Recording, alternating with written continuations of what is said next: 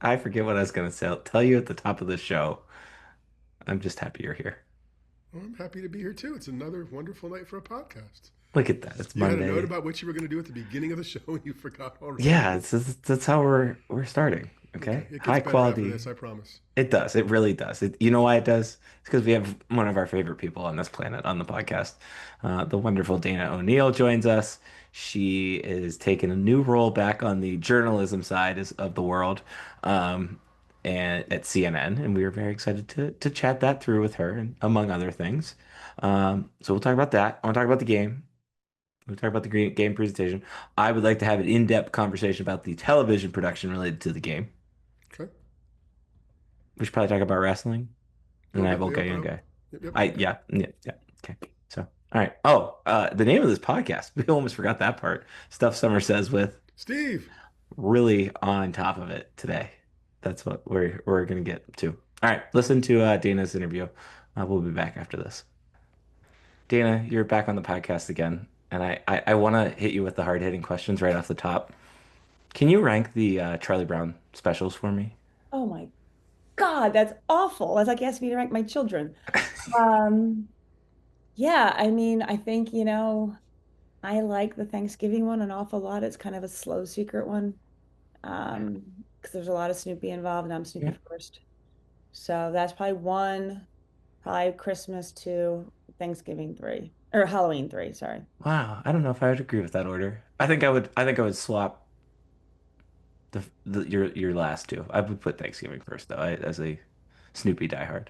Yeah, absolutely. No, Okay. that's without question. Yes, I've used to make my children Thanksgiving peanuts for not on Thanksgiving. I wasn't that cruel, but I did make it for them on occasion. This is exactly why we welcomed you back for This a is a good hard-hitting thought everybody conversation about wants to know. Snoopy. Yes, exactly. Absolutely. Exactly. No, good to have you back. Thank you for being here. It's I'm always good. good to catch up with you. Let's get to why we actually wanted to have you back on. You've had a career update, an exciting career update. Would you like to share everyone who may not be in the know what that is and what does that all entail? Yeah, so what it's about like 3 weeks now. I started with CNN, CNN Sports, technically, obviously. I'm not certainly nobody wants to hire me on news for CNN Sports as a national sports writer.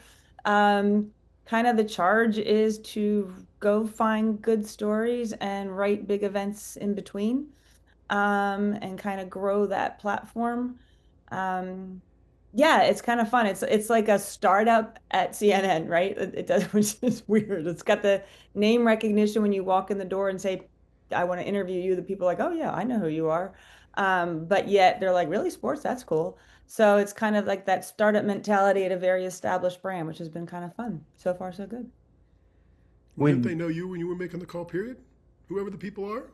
Did they know me? The people that you're calling, not CNN, the people you're calling for the Oh, stories. You had the reputation there too, right? yeah, they sure, absolutely. But like if you're going in cold with some people here and there, yeah, it helps. But yeah, definitely. I mean, if I'm in the college space, I'm in a pretty good spot. But if I'm like going to like NFL space, which I will be now, they'd be like, "Who are you?"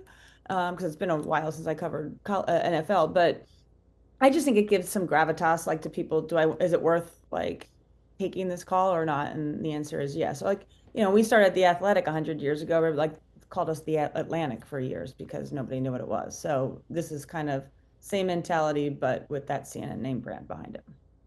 Gotcha. when did this all come about for you and why you went to the other side, if you will, I wanted to for get dark. a little bit there. But why did you make the switch back to the other side, the other side? Right. So like about a year ago in September, I joined Villanova as an associate athletic director in strategic communications. It was a new position. And honestly, it was a combination of reasons why. I mean, if I think about it, I think after you do what I've been doing, what you guys have been doing for 30 years in sports journalism, you always wonder, like, should I try something new? It's becoming a little easy. Should I challenge myself? Like, what else has my skill set? And I always looked kind of curiously at the other side, I guess. And Villanova, because it was a place I knew so well, I felt like, well, this is a place that I can go and not feel like, ooh, am I going to worry about like, can I trust these people or what have you?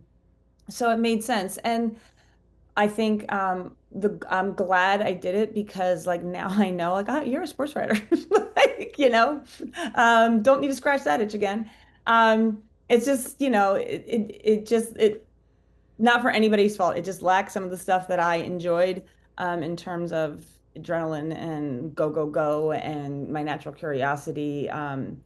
And so I was kind of poking around to see what was out there. And Brendan Quinn, who I worked with at The Athletic, reached out to me about the position at CNN because the guy who is now my editor, he knew from his Michigan days, Brendan knew, and kind of partnered us up. And it happened really fast, to be honest with you, like at least in the job hiring cycle of fast, right? Like that's usually pretty, well, pretty slow. This was like like 3 weeks. Um, so yeah, it was just, I loved the idea. I think part of the reason, if I'm honest with myself, that I was a little curious about leaving journalism, I was bored is too strong of a word, but I was sort of bored with just college basketball, 12 months a year. Nothing to get, I love the sport to pieces and it's my home, but it gets to the point where you're like, I don't really need to call Bill Self. I know what he's going to say, like after, this many years. So, but the athletic is so well sourced that they didn't need me elsewhere other than horse racing, which is 5 weeks. Um, so the chance to leave and try something completely different was tempting. This is cool because it's not just college sports. It's not just college basketball. It's stuff I've never done before. So, which is a little terrifying, but I think it'll be kind of fun. How do you When, pick? yeah. You mean one of the first ones out of the box was Indiana, which is sort of why we were here. But how do you pick, and what will make the decisions for that on what you're going to do? Yeah. I mean, it's like one of those things. So like when we were in that gap time between getting hired, I gave him like a list of, my brain is always going, a list of like 30 story ideas from everything from horse racing, yeah, to college hoops, to college football, to NFL, to Major League Baseball, to Olympics. Um, Pick and choose sort of like a menu. And my editor kind of went through some of the things that they liked. I think the interesting challenge with this job and what I try to remind myself is who your audience is. Because the idea is, look, a lot of people go to CNN.com for news. It's not where your hardcore sports fan goes for sports. It's just not. It's just that's not where your brain goes. So I'm not writing for an audience who is looking for, why is Penn State secondary struggling? It's broader, it's bigger, it's names, it's big events, it's small stories that are just appealing. So that's kind of where I've been thinking and so yeah, I pitch to them and they pitch back at me, kind of like you always do with editors, right? But I think I have a broad scope of whatever I want to try to. I mean, I'm working on a story right now about a quarterback at a school in Minnesota that you've never heard of, just because he's got a cool story, But then on the backside of that, I'm also going to write about gambling in the NBA. So That's great, though. That's got to be fun. it, Yeah. it's really fun. Like I said, it's like the best, at this point in my life, especially, like it's like I've been a beat writer for lots of different things. I've done the NFL here and there. I've done some baseball. I've done college sports. I've done a little horse racing. Now it's kind of like, all right, let's just go find really cool stories and see what we can come up with. And then, like I said, they do want like the presence at the big events. But yet at the same time, like, can I just go cover a game? Absolutely. If there's a weird way to cover a game, are they down for it? Absolutely. What what is your reign in terms of let me back up. How do you what is your brain's process in picking, hey, this is something like this Minnesota quarterback thing, for Mhm. example. This is something that's interesting to me versus uh, Signetti and Indiana.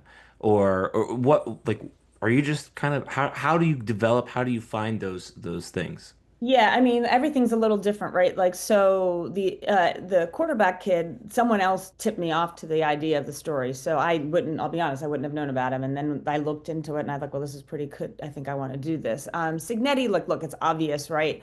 It's a brand of university and sports that exists in the ether, but nobody ever thinks about Indiana as a football team, right? So, um, and because of my basketball background, I could conceptualize why that's so weird. So that was an easy fit. So yeah, I mean, like I've pitched stories on the Indianapolis Colts ownership, right? Three women in charge of the Colts, and I've pitched Olympic stories, and so it's really kind of like It's a little terrifying in that the world is your oyster, but it kind of lets you have, that open-mindedness to go find, like, I kind of try to think about, like, what would I want to read about? Sometimes it's that simple. Like, and again, reminding myself that the goal here is to attract people who are on the site and are interested, but maybe not in the traditional sense. And then, like, something drops, like literally day 4, the NBA, the mob, and gambling dropped in my lap. I mean, that's like, put it on a tee and here we go. Like, that was not complicated, right? Um, but even related to that, like, we're working on follow-up stories about gambling in sports. How can we look at that differently? What are other angles, like not necessarily just related to arrests and indictments, but broader scope on that whole situation? So, which is interesting to people, right? They don't get it, and I don't even get it. So, looking into that kind of thing. And you get to approach stuff at you're kind of parachuting in for some things, right? Yeah. But those longer term things, you get to learn them as you're sharing them with someone else, or learn them in a way so you can share them with someone else. So I can see how that would be Yeah. kind of a fun challenge, and just different. Yeah, definitely. And like, yeah, like some of it's tricky because, like, again, like you feel like, okay, why would the Colts want me, who they couldn't pick out of a lineup, to come in and talk to their owners, right? Like, that's a little scary, but yet it's like that's where that CNN brand comes in, right? Like, it's like, well, that makes sense. So yeah, it's kind of equal parts of like digging into stuff that you kind of know well and telling it differently and really allowing yourself to expand on things, that are just out there. Yeah, I mean, like I said, yeah, I'm going to the Olympics, which is great. And so I'm already looking ahead, like what's cool stories that we can do leading into the games, or what can we do once we're at the games? How can we, I gave them the example when I interviewed when Virginia was in the Final Four at that national semifinal. Rather than cover the semifinal, I created a seat that didn't exist, and I sat between Kyle Guy's parents and Ty Jerome's parents. I just kind of wedged myself in there, and I wrote a story about what's it like to watch your kids in the Final Four. And that, if you remember, Kyle Guy ended up shooting free throws with nobody on the line in this very controversial situation, and they love that idea. It's like you're covering the national semifinal, but you're writing it from a parental perspective, right? So that might lend itself again in a similar situation. So it's like you're covering that big event, but you don't like I said, if you send me to cover the college football playoff, I can write you a good story, but I'm going to be next to people who cover college football for 25 years. They're probably going to know it better than I do. So what can I offer that differentiates us from the pack? What's your favorite part about writing a feature story? You know what? I think honestly, I just got off the phone with like, a bunch of interviews today, and I still think it's like I'm still like a little kid when I talk to somebody. First of all, I love talking to people, and I'm just really curious about digging into like the whys and the hows and the tell me, and just I love interviewing people. I really do. I find them fascinating. And then I think, like, we all know that feeling when you're talking to somebody and you can kind of hear the lead in your head. You're like, oh my goodness, when can I get to my keyboard? Um, I don't know. I just think it's like fun to see what makes somebody tick, or what makes something interesting. Why is this happening? Why is this trend occurring? I love kind of just digging around in the weeds and researching. I was on newspapers.com today down a rabbit hole, which is dangerous because you never get out. Um, I still love all that stuff, and honestly, once I sit down to write, and I know a lot of people disagree with me on this, it is not torture for me. It's relaxing. I like it. I really, in a weird, sick way, like it. With all this, which you knew would come when you came back to this side of the world, what was the emotion like when you got the job offer? You've worked at Yeah, places, you've got a first job, you got a second job, you got a better job. What was it like here? yeah, this was like, honestly, I mean, I've had a bunch of really great jobs, and I have no complaints about the path of my career, and I've been very grateful for every one of them for various reasons at different points in your life. But at this point in my life, when I'm older, and you're kind of like, all right, how much longer do I get to do this?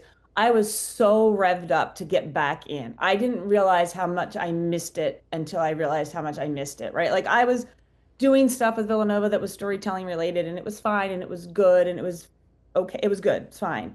But it wasn't this. And so, like I said, like on day 4, when the NBA stuff drops in my lap, I mean, that's like, you guys know how that's like Bedlam day. Like, it's bananas. Like you're on Slack, you're all over the place. You're trying to, and here I am, day four. Back when I was at ESPN, I did TV hits. I hadn't done them in a hot minute. And they're like, can you jump off on a Jake Tapper at 5? I'm like, uh-huh. And so it was like, oh my God, this is all happening again. And I love that chaos. And I did not realize how much I missed that chaos until I was like in the weeds of it. Like I was like, oh, give me an indictment right now. I want to read that thing and see where it goes. So yeah, it's like it's almost like this affirmation of like, okay, so this is what you're supposed to be doing. This is what you're good at. This is not only that, this is what gives you joy. So no more complications here. Gotcha. Cool. As you charter into new territory with newer-ish sports or sports that I primarily think of you as a college basketball reporter. Mhm. I'll always think of you as a college basketball reporter. But what are you most anxious about in terms of understanding the parlance, the whatever, as you kind of delve into these worlds? I think it's a combination of I don't want to make a mistake, right? Like you just don't want to write something that's just dead wrong or just sound like a more like an idiot. Like you just like, oh God, like you're clearly don't you haven't done your homework. And I do my homework, but you still make mistakes, right? So there's that paranoia that you'll make a mistake. Um, I think it's that I'm not as comfortable. So I have to get comfortable with being uncomfortable. Like I can walk into a college basketball arena and I know everybody. I know all the SIDs. I know all the public relations. I know all the coaches, the assistant coaches, the refs. I know everybody. I know the other reporters, right? Like I know where to go.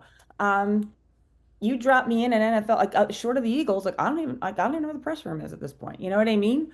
So it's like that's intimidating. And to walk in like there's a comfort of walking as a college basketball writer and walking into a press box and all of my friends are around and all my people are around. It's like when I walk in, I'm sure there are people in the NFL and the NBA that I know, of course, been around long enough, but it's different. So it's just all of those like I need to fit in here and you also want to be cognizant of the fact that like you are parachuting in and this is somebody else's like that's their thing. Like that's their college basketball and to make sure you understand like stay in your lane over here. Like I don't want to act like I know more than I do because I don't. And I think though what both horse racing years ago fed that kind of fuel for me. And then the Olympics did it too. Like I covered gymnastics. I covered gymnastics at Penn State, and Steve and I know that was a really long time ago that I was at Penn State.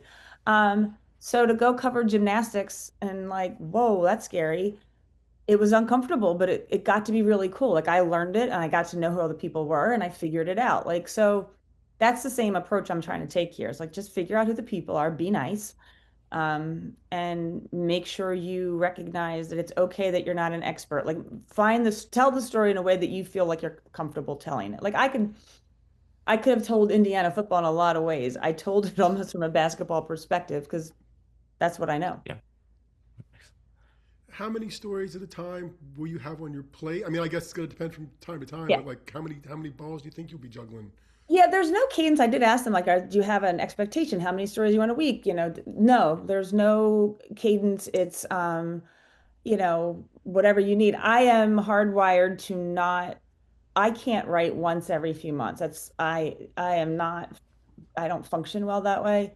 I like to be busy, number one. I like to have a bunch of things going on at once. I think I'm a better reporter when I'm that way because I'm paying more attention. Um, so like yeah, right now I probably have like three or four things that are in varying stages. When they get to the finish line is when they get to the finish line. I would love like personally just because I don't like to disappear. I think I would like to ideally at least have something once a week if it's available, recognizing that at the Olympics, it'll be four times a week. So there's no like hard expectation on it so much as there is just kind of go find us good stuff and go from there. Social media or promoting your own stuff or helping? Yeah, Like, is there an expectation with that, or what do you want to do along those lines, or is it's going to be I like would like seeing? to never do it again and go away and That's what I'm run asking. away. That's why I was asking. No, you have to post pictures of your dogs. I Oh, mean, that. that's Okay. My your main dogs and my my main puzzles. requirement of you. Yeah, that's fair. And like Long Beach Island. No, there's no edict there about any of that too. I think it is I think it's useful, but I think we as sports writers think it's way more useful than it is. I've always thought that because I always feel like we're in a little vacuum when we're all talking to each other on Twitter. So like, I'll see your stuff and I'll see my stuff and We think everybody sees it, and then I'll go talk to my friends. They're like, "Oh, I'm not on Twitter." So I find Twitter to be useful to figure out what's going on in the world, and I certainly will use it. But if the story is good, it's good. I mean, the page views for Indiana were bananas, and it's not because I put it on Twitter. It's because CNN decided to put it on the front page of CNN.com. Oh, Jesus. That's not, and it's not because that's just a megaphone. What number Olympics will this be for you? This will be my second only. I only did Paris, and Okay, then that's my what I first thought. winter.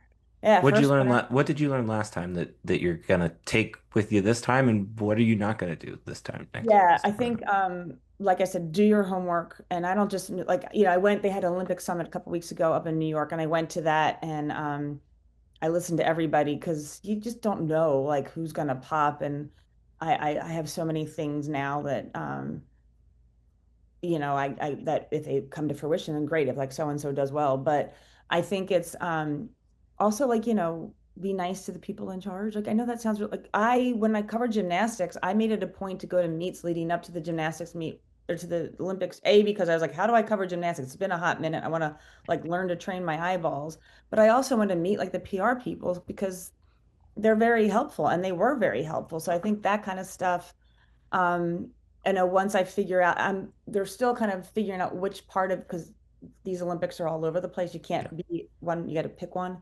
I think I'm headed to Cortina. Once I know that, I'll be make sure like I identify the sports that are involved and reach out to all those PR people. Um, and then just kind of do your homework. Like I have files already started so that you don't go in like, I mean, you go in as prepared as you can, knowing crazy stuff's going to happen. Be prepared for long days and weird days, and I don't know, just be able to recognize, like when Steven Nedorosek happens, you have to understand that that's a thing. Like that's a thing. And if he didn't wear glasses, is it a thing? I'm not sure, but he did. So be prepared for that.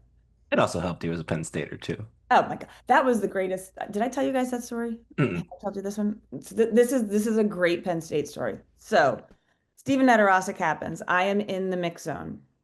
And I'd spoken to him prior to and introduced myself as a Penn Stater, and he was pleasant, but I didn't expect him to remember. So I'm waiting for him to come out, waiting for him to come out.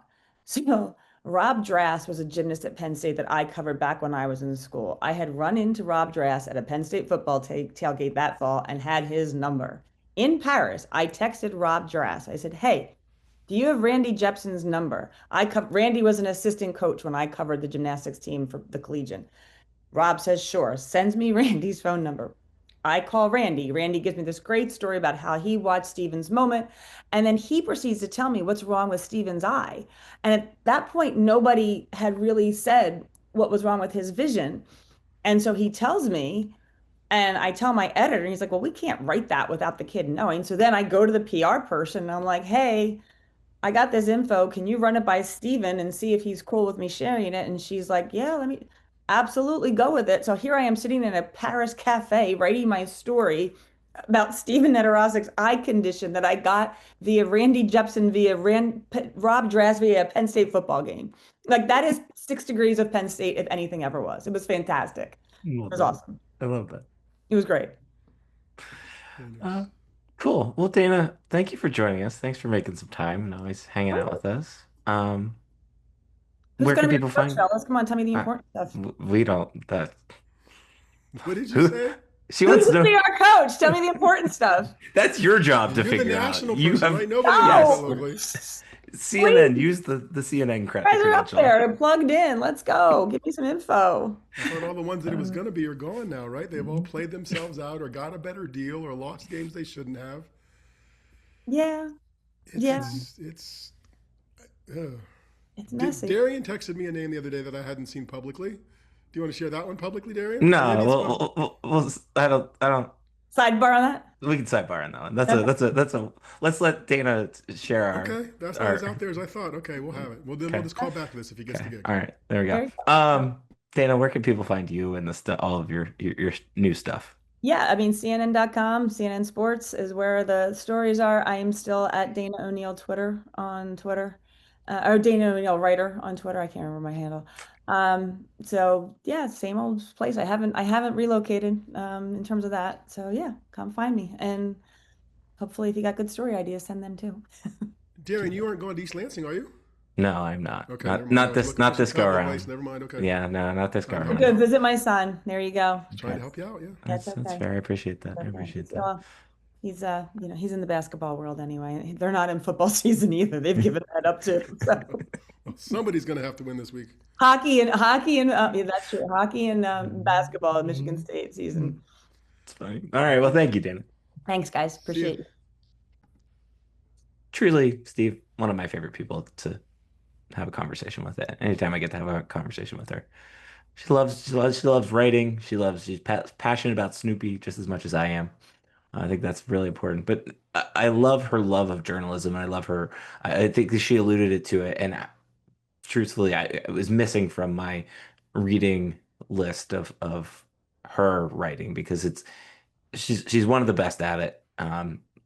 And she's one of the best at telling really good stories in a really fun or really clear, really good way. She still has my favorite game story ever from the Villanova buzzer beater. The one Villanova buzzer beater is still I think the best game story ever written.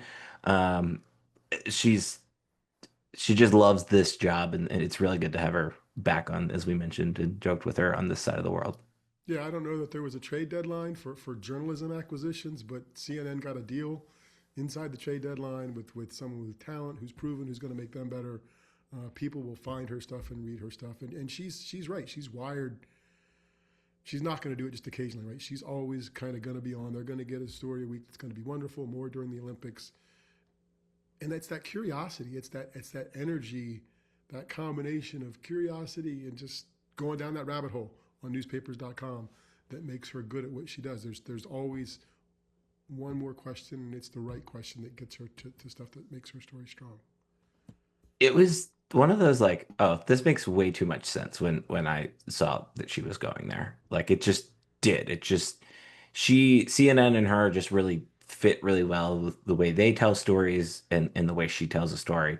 And I think like to your point, this was a hell of a hire by them. So yeah, thanks to Dana for joining us. Thanks, Dana. Cool. Let's talk about the game. You want to talk about the game?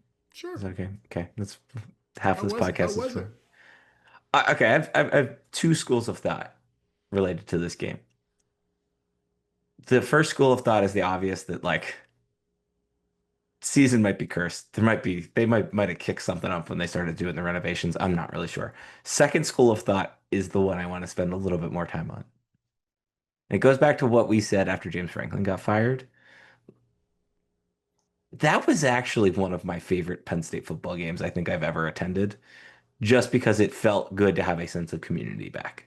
And you could feel the sense of community and fun and like the sense of just like Penn State and Penn Staters believing in Penn Staters not giving up on Penn Staters. And yes, it didn't work out the way that I would have preferred in the end, but like it was a great environment. It was by far the loudest that stadium has been all season. People weren't anxious in the way that they were anxious, like, oh, how are we gonna blow this? Like it was like, well, if we blow this, like that's okay. It was more so it was just a much better overall vibe than 3 weeks ago. That was in part because the way that the sun set that night was also dark and stormy and weird too. I really thought Saturday's environment was one of my favorites. I can't think of a loss that I enjoyed more of than that one. Well, good for you. Thank you. I know. um, it translated that. It came through that way on TV too. It came. It. You could sense the energy in the stadium. It felt like it was a big time game. It felt like people were involved. Um, it felt. I don't know if cathartic's the right word because I don't know, but it just felt like people were happy to be there, not on stepping on eggshells, worried about what was going to happen next or who was going to be offended or what was going to happen at the end of this game. All the bad stuff had happened for the most part. And it was Correct. just a chance to go to a football game. And I think people leaned into that and embraced it. And for us in those games, it's always, go, we tailgate, we come home. So it's always interesting to watch the crowd. It seemed a little more red than a game would for a visiting team like Indiana showed up. It seemed a little lighter foot traffic early on, got a little heavier later, and then we got the regular traffic for like a noon crowd. Um, so it seemed about right for that type of the season for that kind of game. So yeah, and it was a fun watch because it's the team played well, right? The game, both teams played well. It was interesting, it was entertaining, and the outcome sometimes doesn't matter. And this is one for Penn Staters. Some Penn Staters, not all. I'm sure some people are still fired up and upset their team lost, but as an event and as another game in the process, it was generally a positive experience. It felt like from outside the stadium. No, I think that's fair. You brought up an interesting point. That was the most Indiana fans I've ever seen. And I mean, it makes sense. This is maybe their best or second best football season ever, literally. Um, but it was an impressive number of Indiana fans that had not noticed before. It's kind of a dirty looking helmet stripe on TV. Yeah. It wasn't a pristine white. So that can tie into the game day presentation conversation because I think we're at a point where you got to pick two, and I think it's you're always going to pick the white out, and it's either stripe out or the helmet stripe. Either the asking people to do 3 games of wearing certain colors kind of got a little old, I think, and it came through. I think in part maybe because of the way the season's going, Penn State did not as heavily promoted, I feel like, as they maybe have in the past. But it was still out there. A couple of people did text me and were like, "Hey, it's still a helmet stripe, right?" I think that it is probably. I think it's a cool thing. Like it visually doesn't look as good as the stripe out, and it doesn't look as good as the white out, but at least it's like a unique thing that I do appreciate. Yeah, I just think it might be time to pick two and be done with the 3. I don't disagree. I just want Okay. to clarify. You would pick 2 instead of 3 because it's too heavy of a lift for the poor little fans to wear Yeah. the same color for a I think specific people were game. tired of that. It was We're not asking them to do grassies. We're not asking them to run uphill both ways. yeah, but like I don't know. No, It's I mean, pretentious, but yeah, I kind of do agree. I mean, I think so much is going to change in the next month and a half, and then in the next 6 months about how this program, who's in charge of this program for the football program, how it promotes itself, what it does. I mean, there's already new leadership on the athletic administration side and the marketing and communication side. Any new coach is going to come in with their own ideas and perhaps a team member or handful of their own in terms of how they think things should operate. I think the whiteout is what has made Beaver Stadium nationally respected as one of the top stadiums in the country. It changed the DNA of Penn State football fandom. There's no doubt yeah, about that. Stripe out's fun and easier to see and better visual. After that, just schedule the games and come and be loud. I think that's fair. I think it's just I think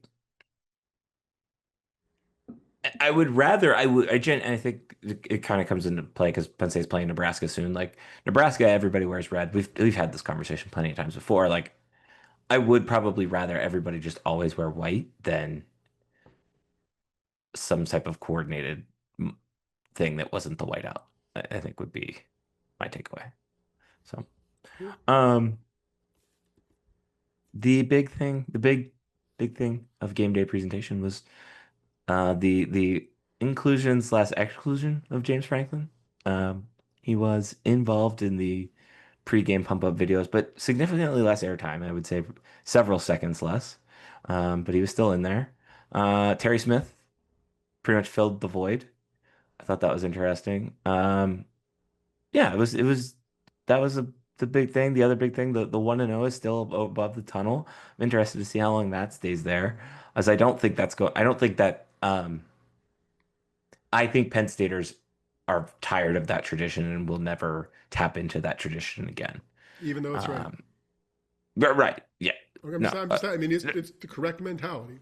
yeah, correct. No, I agree with that. I agree with that. I don't. I just think that was so sullied by the end of this experience, because it, in a way, was what burnt Franklin. And then you know what? Is who is the face of the program? Right now, like Sure, in or sure. I mean, like locally or nationally. I don't care. Pick whoever it is and tell me why. I'm curious if this team, even You before texted me about this. even Yeah. before Drew got hurt, I'm curious if this team had a face or a connection with the fans other than success. Right? They're going to be successful. They're going to be undefeated. They're going to play in the college football playoff and go play for the national championship. It felt like so much of the identity this year was connected to success that when that wasn't possible, that didn't help the connection with people in the program either. And the head coach took the brunt of that and is gone now. But I just don't know that there's a player on this program, on this team. And again, I'm asking. My feeling is there's not someone who's like, oh, we just love him. I mean, Dom is the blue collar Penn State linebacker from the Cole region, right? Little ethnicity going on there, right? Got his own little NIL thing with the folks in the law firm up there in Scranton Wilkes-Barre on TV. But is he the biggest of the Q ratings of the players, right? If that is a thing, if that were a thing for this team, who would be? Drew's got the national commercials, but And those feel weird now. We haven't they talked certainly about do. this. Oh, they They feel certainly do. very weird now. And I'm it, surprised they I weren't understand. swapped out. I'm just Yeah, I understand why. I mean, They not in just a feel bad way. very No weird. offense to him. It's just I would. Yeah, I think it's kind of awkward. Dom is the first player name that comes to mind, like legitimately. But I think that's a locally thing. I think nationally, the conversation is no player. It is probably Kotelnicki and Jim Knowles now in terms of like the heat that those guys should bear for some of this process, particularly Kotelnicki in my more ways, I think. Um, I I, don't know how that I, plays into it. It just feels like there's I, not an identity. can I Go throw ahead. out a name that I know Yep. you're gonna roll your eyes at?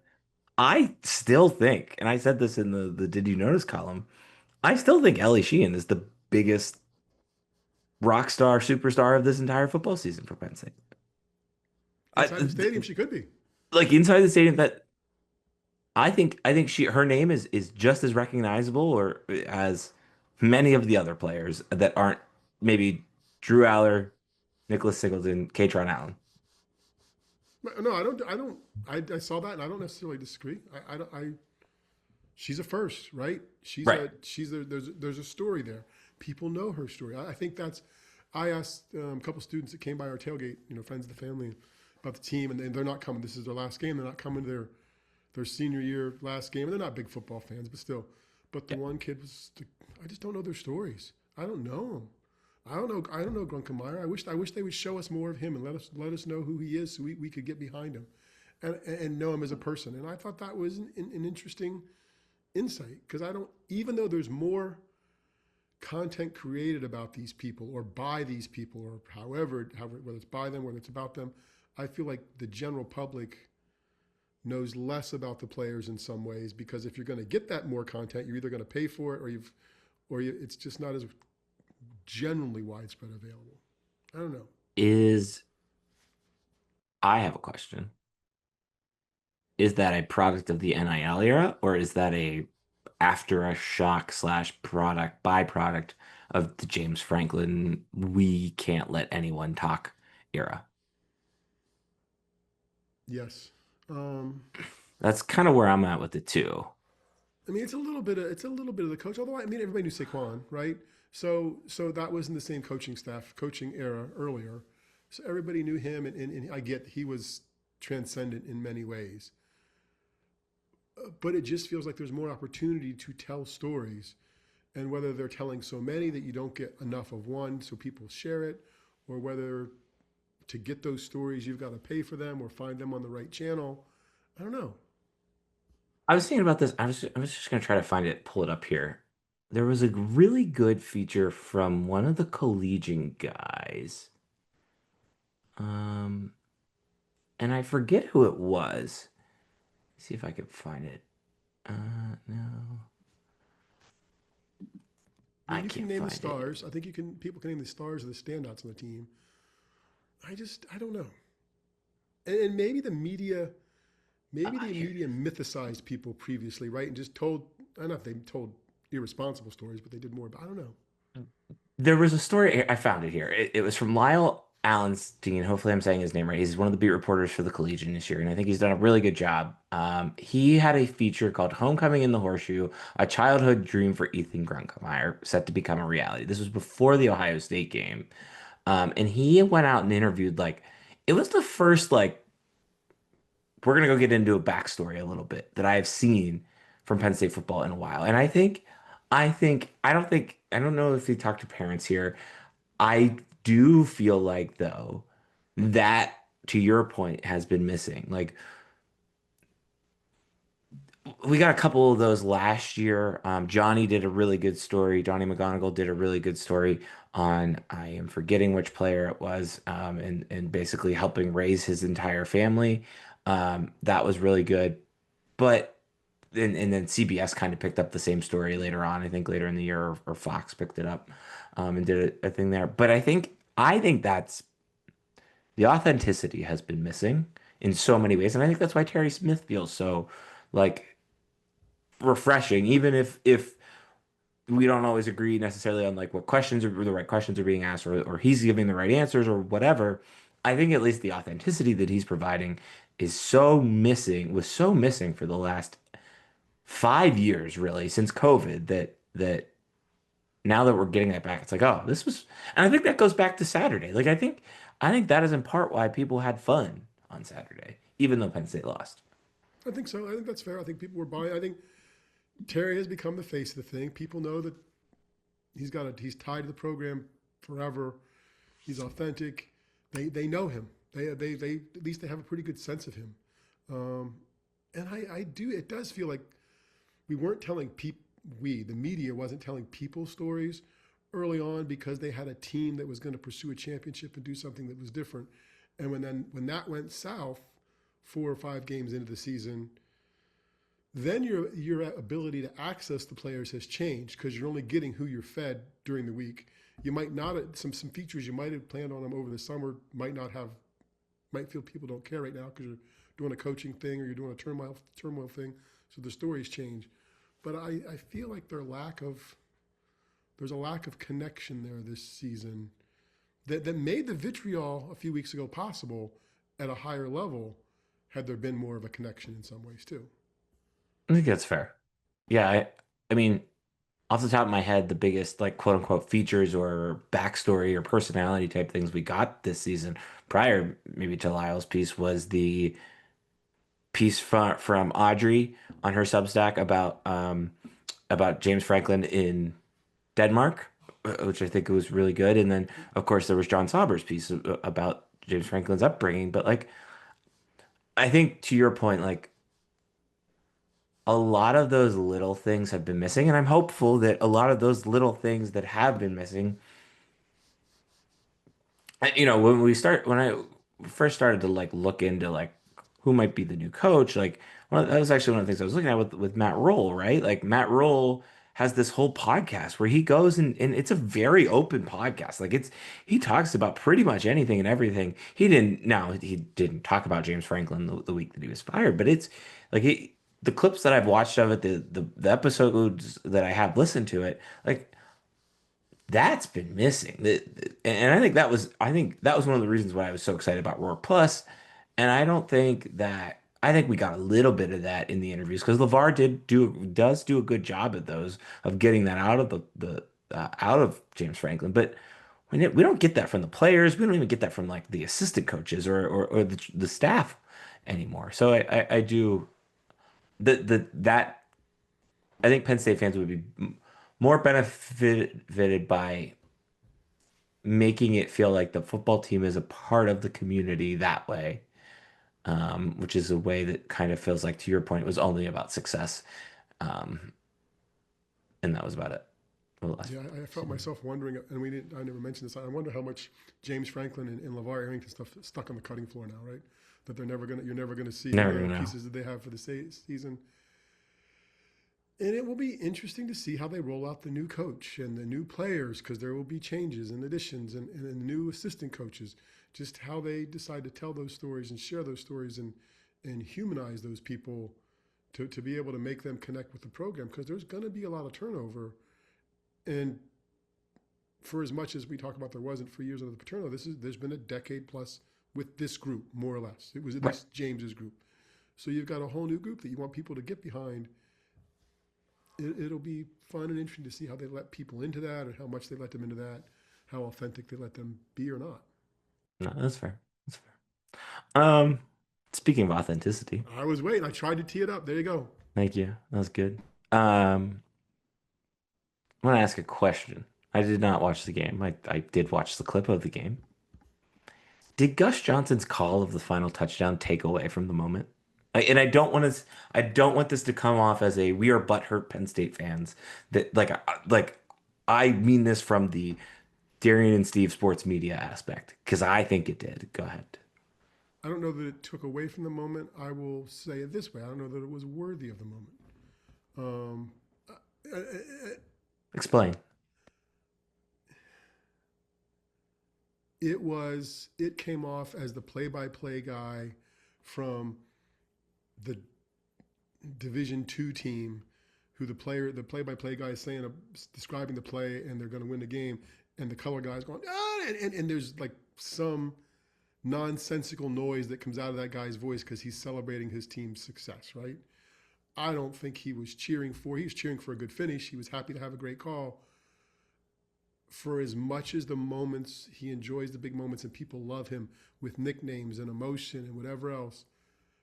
I think what keeps him from being, for me, the best in a number one seat is at the big moment, adding gravitas to the moment, along with the emotion. It felt like it just missed. It just. I think it took away from the moment. I think that was what I felt from it. I felt that, and here's why I felt on that. And obviously, like our feeds are very Penn State biased, but of the national people talking about that play, it was what's wrong with is Gus Johnson okay? Is it what like is Gus Johnson ever going to be able to talk again? It was all about that. That catch is one of the best catches I've ever seen, either in person or on TV. Like it really was. And I just kind of thought like him screaming to the point where he lost his voice on one singular call, like it's disrespectful to the moment, I guess would be how I would say that. And I won't disagree. I think what he never misses an opportunity to do, in my experience, listening to him do games. And again, it goes back to the NCAA tournament. Always, everybody wanted Gus to do the buzzer beaters in the NCAA tournament, and that gets him more assignments. He doesn't let the moment breathe and the story tell its own story. Yeah. Yeah. Stop. Just let it finish. Take a deep breath and then contextualize it. Yeah. Let Joel Klatt describe it. Oh, we got a replay coming. Let's see what's going on, and still be excited. But you sometimes don't have to say anything. And I'm not sure that's something he does well. No, I wholeheartedly agree with that. I thought that was a big miss.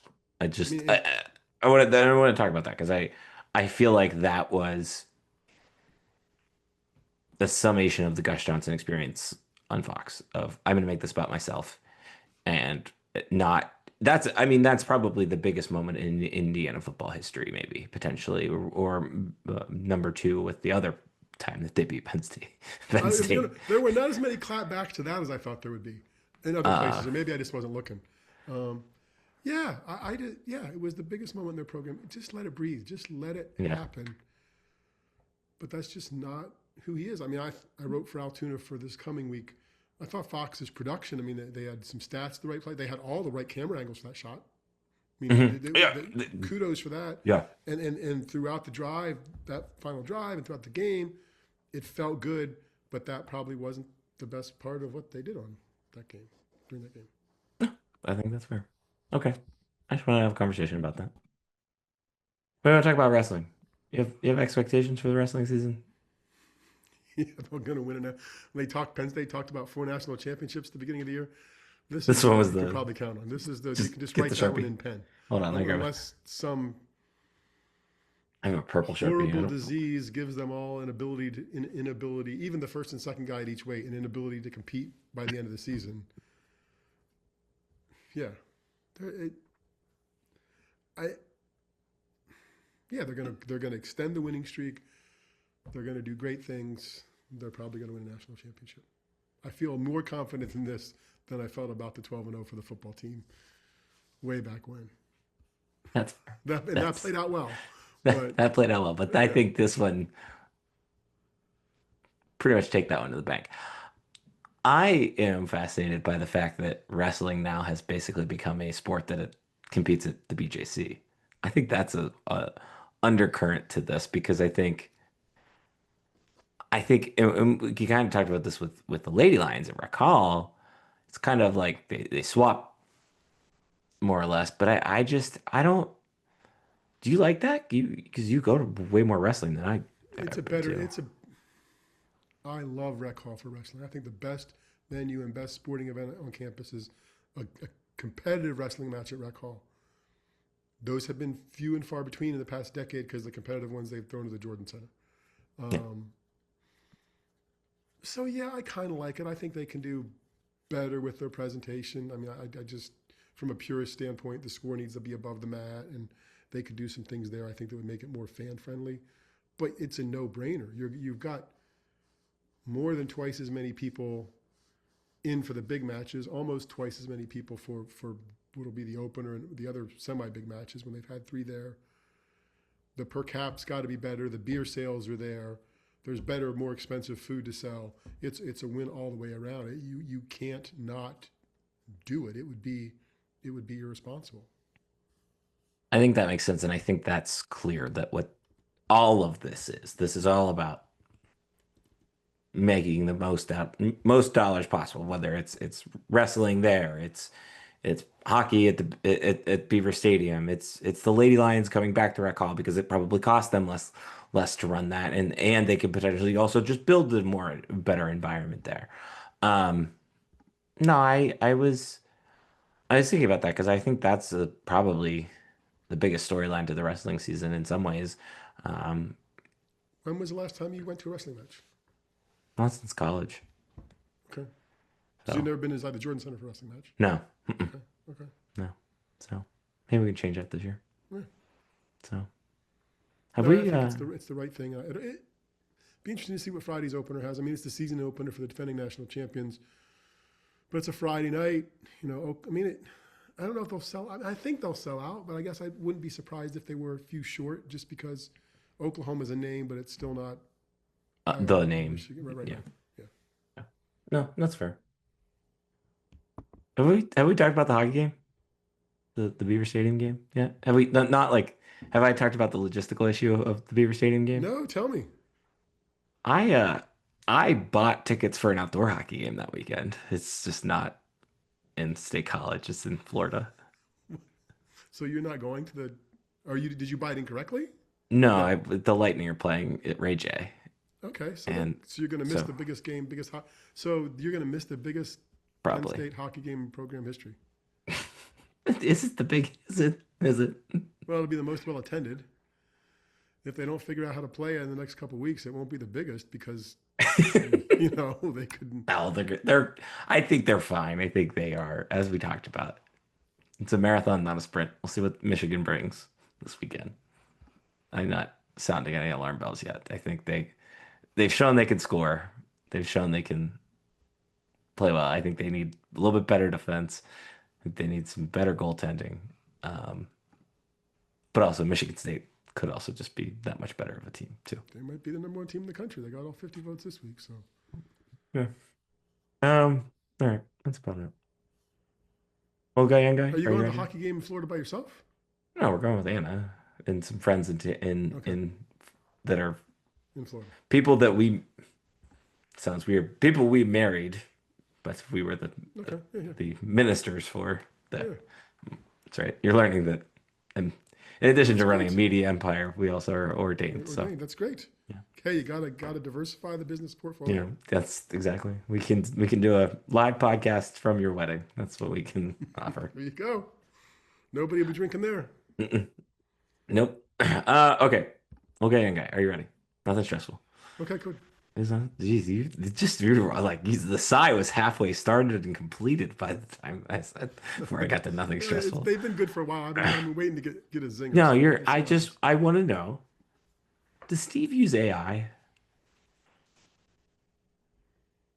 Um, no, I Like mean, intentionally, no, I mean, not no, like I even honestly, I'll even ignore the AI things that Google prompts me for now.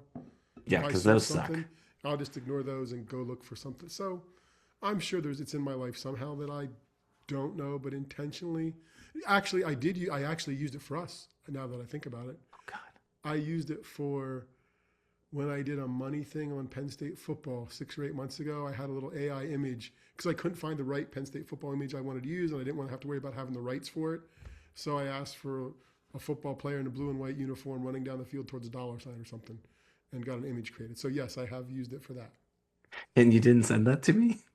I think I just used it on Twitter because I didn't want to stick it I didn't want to stick it on the Yeah, thank you. On the just blog, it's because fair. It's fair. I didn't want to muddy your waters with my That's thing. fair. No, I appreciate that. We politely always credit GoPSU Sports in all of our photos usage. We're very appreciative of that. So do Thank you God you use it didn't use that. on a No, I daily? do not use it on a daily basis. You know what the number one thing I use it for? Google Sheets formulas. That's it. Oh, okay. Oh, okay. That's cool. That's about it. And occasionally some code, just what's wrong with this code? Yeah. But that's about it. That's very wise. That's very cool. Yeah. I don't want to use it for all these people that are trying to make friends out of it. I mean, I think Aaron Rodgers might be married to a chatbot, so Maybe that's why his facial reactions show no emotion when he's playing poorly or playing well and doesn't look like he wants to be in Pittsburgh. But luckily, we don't have to talk about that. Um, um no, I was just curious. I didn't know. Nah, I don't no, I mean, no, it's like because it's what not else even is AI. It's Yelp reviews for restaurants or looking for no, it's something like that. different, That's right? a Like totally different animal. yeah, that's So different. That's not like you're asking for it to create or anything like that per se. So yeah, I was just but yeah, curious. All right. and my So students don't either, which is awesome, awesome fun. People are worried about their do, kids writing stuff, and I mean, I don't know what they could use it for. I mean, our assignments are so real life. We're covering a game, we're doing stuff, and now somebody couldn't write a prompt for the. It's not like you can say write a prompt for the Lady Lions winning a basketball game and write a summary as if you were the publicist. You could, but I think it would be pretty obvious what they did. I mean, I just think it wouldn't be. Maybe would I'm you wrong. think you would catch it? Yeah, I think I did. I think I would because I just think my students, not this year, but in previous years, when they've done writing and they've clearly gone and cut and pasted something from someone else and dropped it in their story, those students haven't been savvy enough to go back into the Word document and then change the font on the whole document so it all looks the same. Oh my God. So I'm pretty sure they aren't AIing me because they aren't even bright enough to change the font in Word. Damn. So yeah, I haven't had that issue. I don't think. Okay. Well, that makes me that you know what that's makes me Somebody hopeful maybe for the has, but I future. just, I just, yeah, yeah. I can't imagine that you've explained some of your assignments. See, they're not easy. Like No, they're just not AIable. There's a little bit of no. thought there, So Yeah. yeah. No. Yeah, okay. All right. Anyways, that's this week's podcast. I don't know what a couple different topics I might explore this week. We'll see what comes out of this week. I um appreciate everybody looking at the blog and stuff. Again, we might it's gonna be close, but we might get to 100,000 page views this year, which is Nice. just insane. So I really appreciate that. Um, what do you guys think coming this week? I think I'm gonna flesh out the thing we workshopped a little bit here just moments Okay. ago about likability and who's the face of the team. Maybe the name image and likeness of a team in the NIL era, something like that. The likeness, likeness. Yeah, something like that. Yeah, Okay, yeah, we can play around with that headline. yeah. Okay. Do appreciate when you send me headlines. Then I don't have to think as much. Anyways, Somebody's got to, so I don't send you many. well, I think we think we're thoughtful. We are. We try to be thoughtful. Yeah. Um, the website called stuffsummersays.com. You can find Steve's potential piece if he writes it this week, which will not include AI. Would never include AI. None of that. Nope. We will never use AI. I don't think we will. I'm not going to say never, but I don't plan on. I like we do this because we like the creative aspect, and that would take away the creative aspect for us. So, um, that's our mission statement on AI. The name of Steve's section on that website is called With Steve. Steve. 5 stars, thumbs up. Appreciate that. Please subscribe. Do that. Um, let's see. My email is Darian at stuffsummersays.com. Steve's is Steve at stuffsummersays.com. perfect. And lastly, you can find me on the internet at Stuff Summer Says. You can find Steve. At Steve Sampson. See ya. Bye.